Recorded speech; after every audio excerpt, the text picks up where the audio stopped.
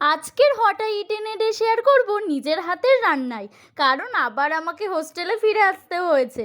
সকালে ঘুম থেকে উঠে ফ্রেশ হয়ে একটা ডিম সেদ্ধ খেয়ে দুপুরের জন্য আবার রান্না শুরু, কারণ আজকে ইভিনিং ডিউটি আছে। লাঞ্চে ছিল বেগুনি পেঁয়াজি, আর বাড়ি থেকে মা ইলিশ মাছ ভাজা দিয়েছিল, সেটা দিয়ে বেগুন দিয়ে একসঙ্গে একটু ঝোল করে নিয়েছিলাম। আর ঘরেতে একটু ব্রাউন রাইস রাখা ছিল, সেটা দিয়ে ভাত করে নিলাম। আজকে কিন্তু একদম সিম্পল রান্না ছিল। তারপর ইভিনিং ডিউটির পর আমি আর প্রিয়াঙ্কা একটু বাজারে গেছিলাম, সেখান থেকে গিয়ে একটু সবজি আর ঠাকুরের জন্য ফুলের মালা নিয়েছিলাম। অবশেষে প্রিয়াঙ্কার ফোনের জন্য ব্যাক কভার পাওয়া গেল। অনেকদিন ধরে ও ফোনের ব্যাক কভার খুঁজছে, কিন্তু ওই মডেলের কোনো ব্যাক কভার কোথাও পাওয়া যায়নি। প্রায় 10 মিনিট খোঁজার পর দাদা ওই মডেলের একটা ব্যাক কভার খুঁজে পেল।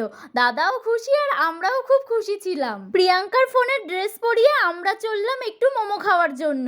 এদিকে কাকু মোমো প্যাক করছে আর আমি দাঁড়িয়ে মশার কামড় খাচ্ছি। ব্যাস, এবার আমাদের কাছে আর টাকা নেই।